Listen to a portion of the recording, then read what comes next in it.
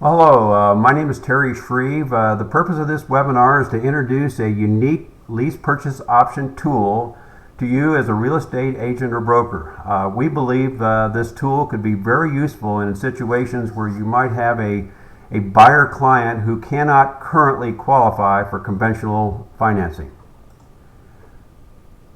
What I'm going to try to do is use this brief PowerPoint program to kind of highlight what we're going to try to accomplish here and give you an idea, an understanding of how LPO1 Capital works and how it might be applicable to some of your clients. First of all, we're going to identify the need in the marketplace. Then LPO1 is a potential solution to fill that need, not in every case, but in a lot of cases, and how you as a real estate, again, agent or broker can benefit directly from that situation.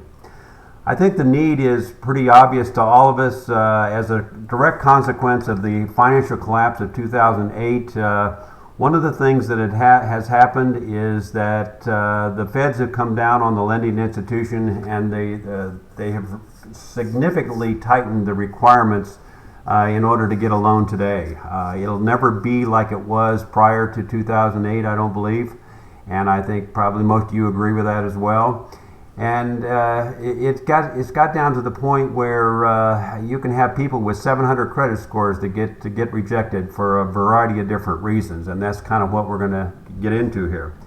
I mean, if you have a potentially good financially qualified home buyer, and what I mean by qualified is, let's say they had a business that or a job that they lost or whatever, but now they've turned it around. They've got their feet in the ground. They're making money. They're saving money for a down payment. Maybe they lost their home and now they want to get back into their home. And unfortunately, if they went down the course of maybe a short sale or foreclosure or bankruptcy or something like that, then they're going to be run right into that brick wall of these mandatory waiting periods that the Freddie Macs and Fannie Mae's and FHA's require.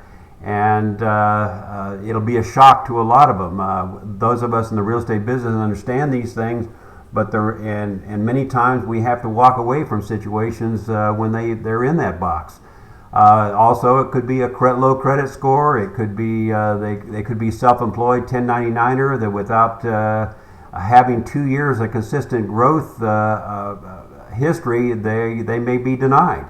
It might be an IRS lien, or it might be a divorce situation. There's a variety of different reasons why people get pushed out of or cannot get approved, and that's what we're here to try to address.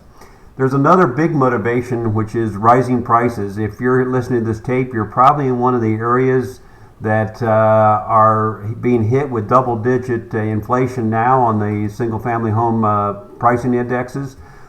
This just illustrates a couple of them and how the turnaround has been significant here in the last couple of years.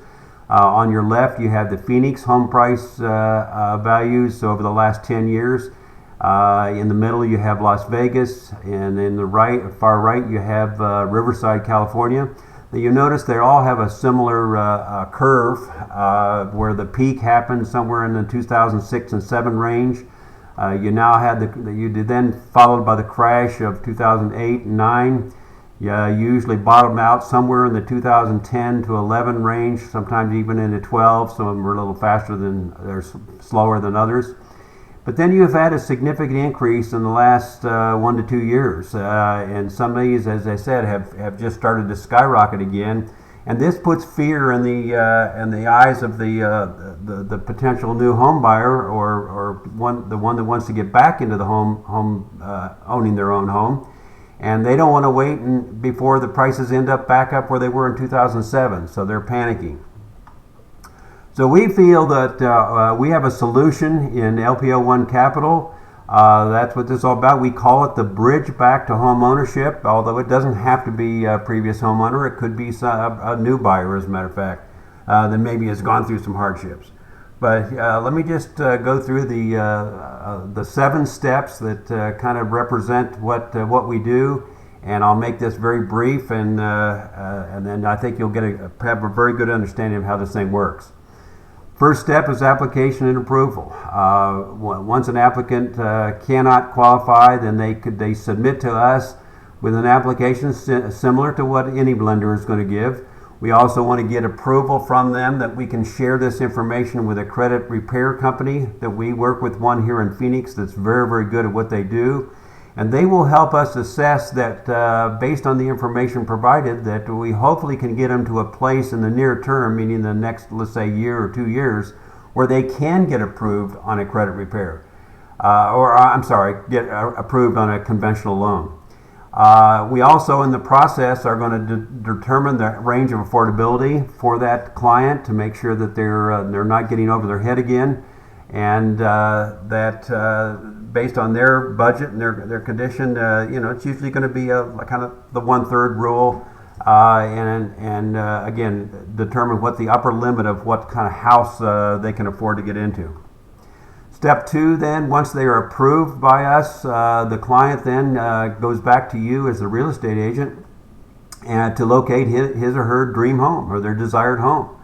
And hopefully sooner than later you'll find or identify that house and bring it back to us, because we need to then approve the property to make sure, and we'll work with you on comps, etc., to make sure that the property is not out in the sticks. It's one that if we do for any reason would receive it back, that we can move this property quickly and that it's at an appropriate price that's appropriate to the market condition.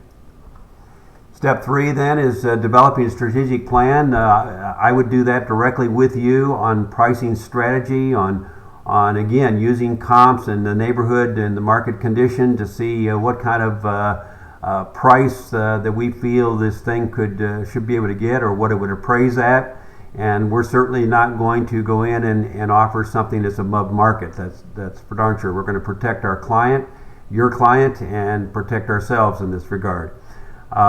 Based on the total cost of that home that we project, then I will submit to them, and eventually I'll teach you how to submit this as well, but we'll put together a purchase option contract and a lease agreement contract. These are 2 separate documents, legal documents, for the client to review and approve.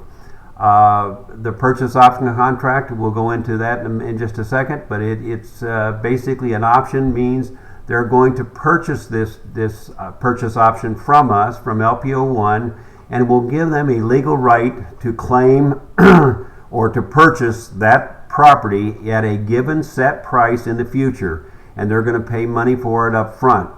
The lease agreement is a pretty standard lease with a kind of a first and last month rent type of scenario. And again, we're going to get this in their hands so they can lay the cards on the table so they know exactly what they're going to be dealing with.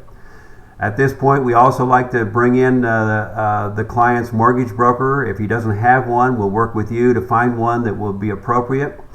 And they must review our plan that we have laid out for them in the house, etc., and also any input that the credit repair people might have in this regard, to match up, to make sure the home will conform to what the client is able to afford, and get them kind of pre-qualified with regard to the targets that the credit repair, whatever it might be, or maybe it's just a time period.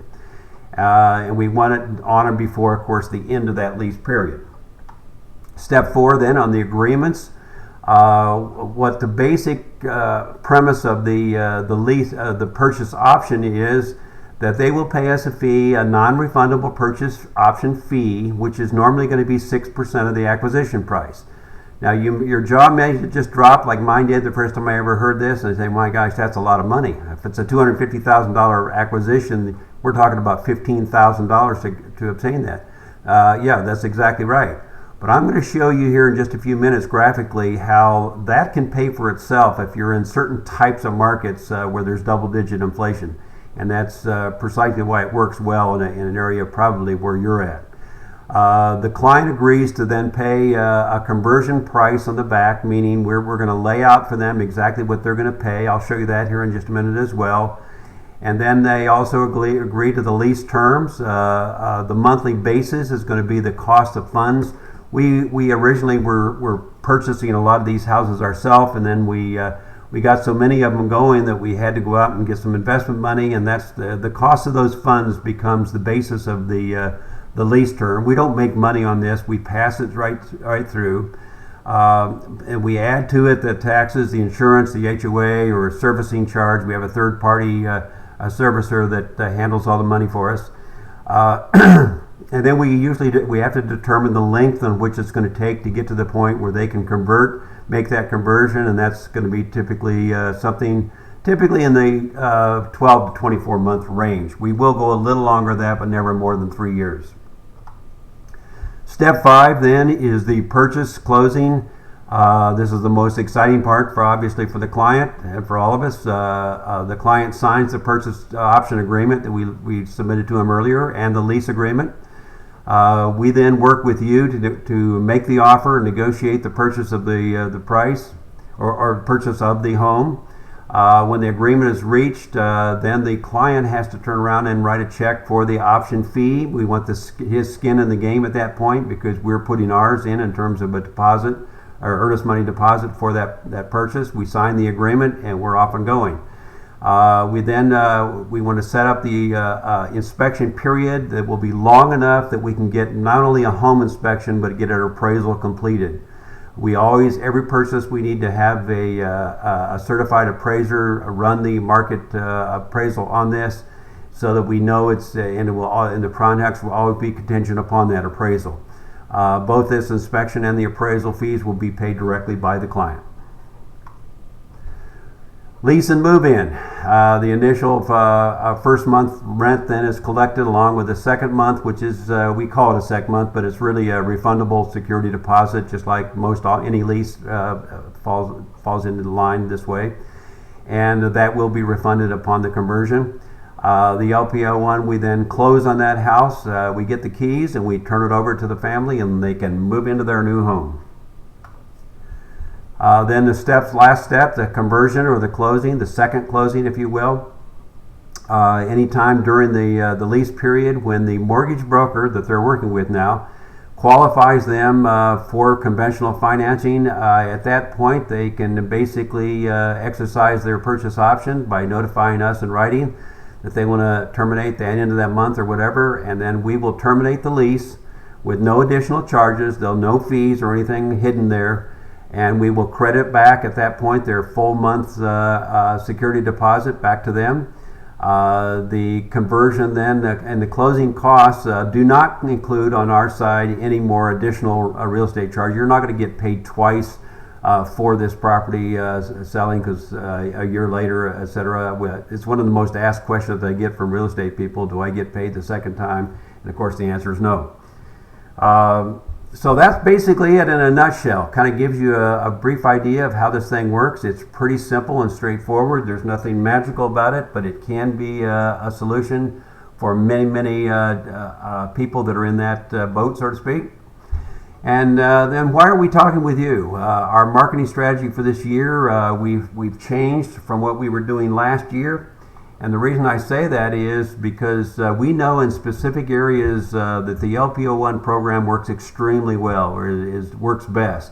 And those are in markets where there's an annual double-digit price increase on single-family homes taking place. And we're going to show that here to you in a model. Let's just use a financial model of a $250,000 house that includes the closing costs, in an area that has a 15% annual price increase that's going on currently. And you're more than likely in an area that's somewhere close to this. So what I'm going to do is graphically show you that in that area, the 15%, now here's the $250,000 acquisition cost, which is a straight line, of course. And then I'm going to show you how we add on, let's just put it in perspective to the 15% annual growth in that market, in that area. So you can see that in 12 months, that $250,000 price, market price is going to go to $287,000. And after 2 years, it's going to go to $330,000. You know, sometimes when you graphically put it out and put the actual numbers to it, it kind of shocks us all at how fast 15% goes up. And it's pretty significant when you look at and that's of course what our clients are going to be looking at. So So then we're going to add in what remember I mentioned that there's going to be a back end price bump there that they're going to agree to. This is stated in the option agreement. It actually will spell out exactly what they're going to pay at any given point during the 2-year period. So in this case, it'll be $262. That's basically a 5% bump for that first year. The second year is just a little higher at 6.5%. It goes up to $279. But notice where the market is. So at $279, the market's up at $330. So you'll have over a $50,000 differential there. That's very important in selling this program, and this is why. If we take the difference, it's $51,000. Now understand, they have, even though they don't own the house, they own the option on the house. If they exercise that option, they will actually gain the equity that's been gained in there. So we call that an equity gain. So that's pretty significant. Now remember, that's on the actual purchase price, the $279, not the $250, the $279. It's $51,000 above that. So let's just, for argument's sake, let's just take out the 15% that we all dropped our jaw on. And if you subtract that off the 51, you still have a positive $36,000 net equity gain in this property. Meaning you're buying a property at significantly lower than the market price, just like you would a short sale or something like that. So when I get a client and show him graphically just what I've shown you here, it's very easy to get somebody who has any money sense at all to understand that, man, this makes a lot of sense. To put that $15,000 in and get into the house they want now, not later, and be able to capture that equity in that house through that purchase option. So that in essence, and then also you notice how I got those little tooth marks from the 6th month all the way up to the 24th. Those represent in any given month what the actual number will be that they're going to purchase that house for. So anytime during that period they can do it. It's pretty easy to see also that the sooner they do it, the cheaper the house is going to be. So it's their advantage to do it sooner than later. We've actually built that in specifically for that reason. So hopefully that gives you a pretty good idea of how this thing works. Now let's talk about our targets. As I mentioned, strategically what we're trying to do. In the middle there in Arizona and Colorado and Nevada, this is where we were working last year. We ran and closed a lot of these properties in both Colorado and Arizona, and we started into Las Vegas towards the end of the year. We didn't close any deals, but all these areas were in the double-digit inflationary mode in 2013.